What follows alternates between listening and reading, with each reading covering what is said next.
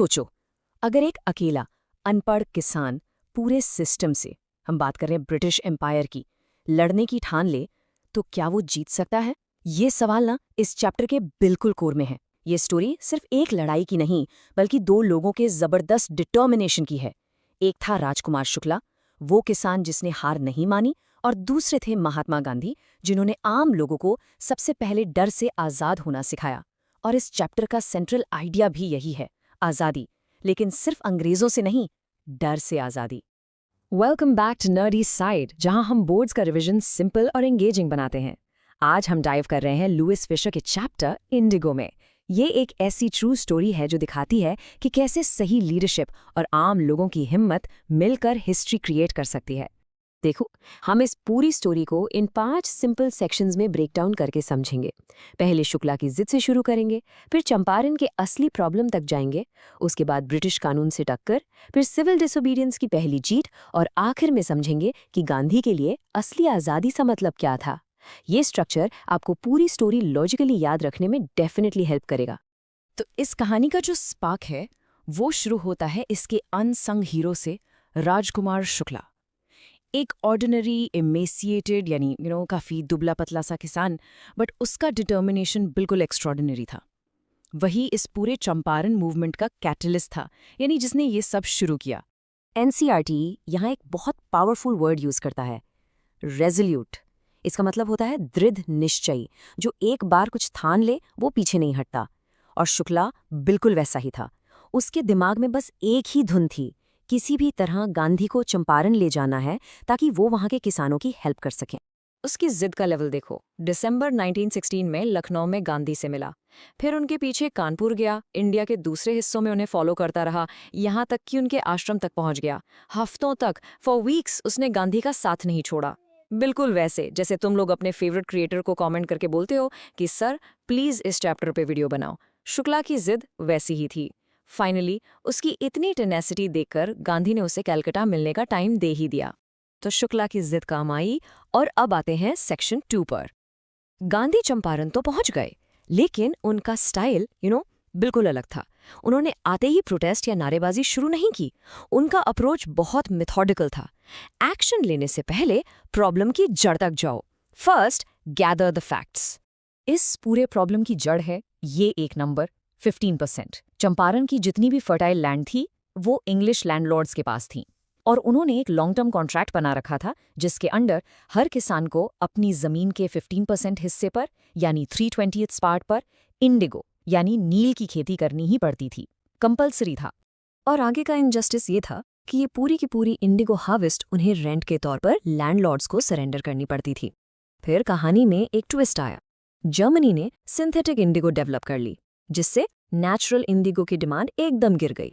अब लैंडलॉर्ड्स को ये कॉन्ट्रैक्ट खत्म करना था, लेकिन इसके बदले में भी उन्होंने किसानों से कॉम्पनसेशन यानी मुआवजा मांगना शुरू कर दिया। और जो लोग रेजिस्ट करते, लैंडलॉर्ड्स उन पर थग्स भेजकर उन्हें फोर्स करते।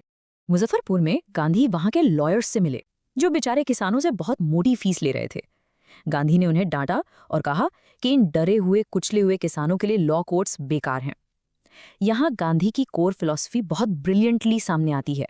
The real relief for them is to be free from fear. असली आज़ादी डर से आज़ादी है, और यही सत्याग्रह का पहला स्टेप है। पहले लोगों के मन से डर निकालो। इसको अच्छे से याद रखना, ये इस चैप्टर का की थीम है। सेक्शन 3। अब जैसे ही गांधी ने फैक्ट्स इकट्ठे करने शुरू किए, तो ब्रिटिश अथॉरिटीज के साथ उनका सीधा सीधा कॉन्फ्रंटेशन शुरू हो गया।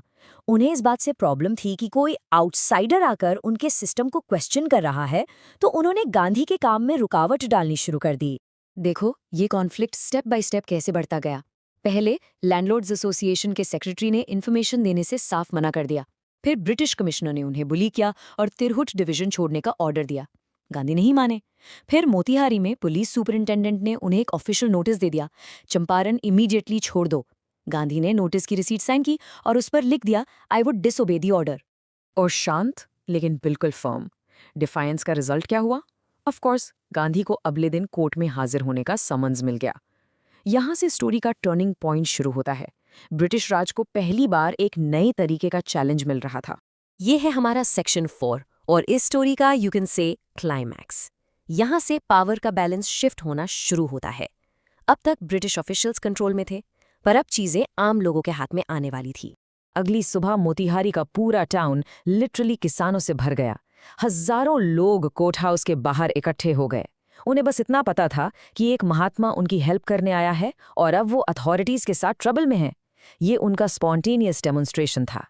ये देखकर ब्रिटिश ऑफिशियल्स बिल्कुल बैफल्ड हो गए थे। उनसे क्राउड कंट्रोल ही नहीं हो रहा था।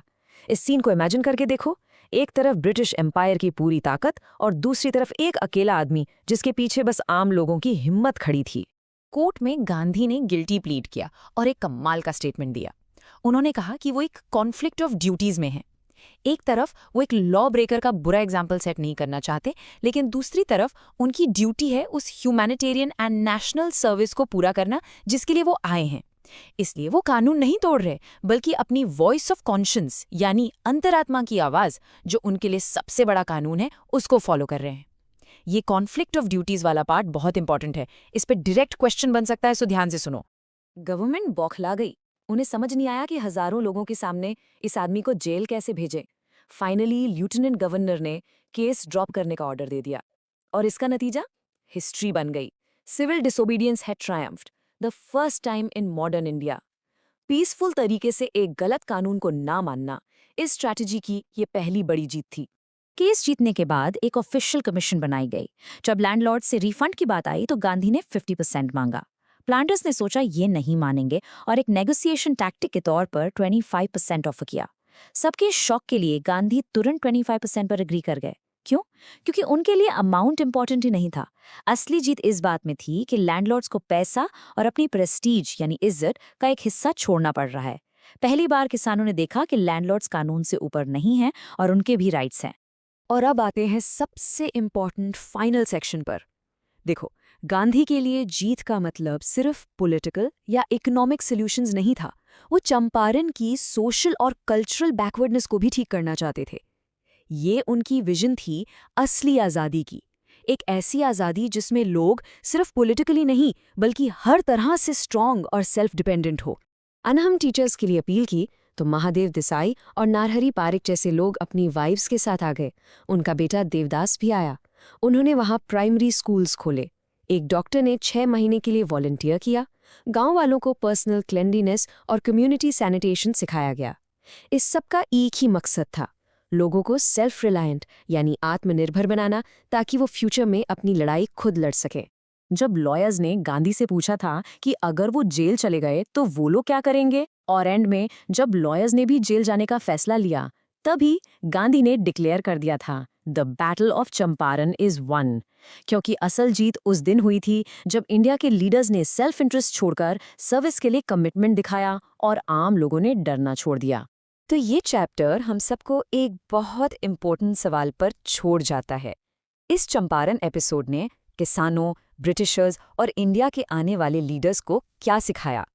इसने किसानों को हिम्मत और सेल्फ रिलायंस सिखाई। ब्रिटिशर्स को दिखाया कि इंडियंस की पावर को अब अनदेखा नहीं किया जा सकता, और फ्यूचर लीडर्स को सत्याग्रह और सिविल डिसोबीडियंस का पहला सक्सेसफुल प्रैक्टिकल लेसन दिया। आई होप ये एक्सप्लेन आपके लिए हेल्पफुल था। इस चैप्टर के डिटेल्ड नोट्स, इंपॉर्टेंट कोट्स और एग्जाम फोकस पॉइंट्स के लिए हमारा टेलीग्राम चैनल जरूर ज्वाइन करें। स्टोरी को एक बार दोबारा रीड करो, फिर नोट्स से रिवाइज करो। रिटेंशन ऑटोमेटिकली बेटर होगा। मिलते हैं अगले एक्सप्लेनर में।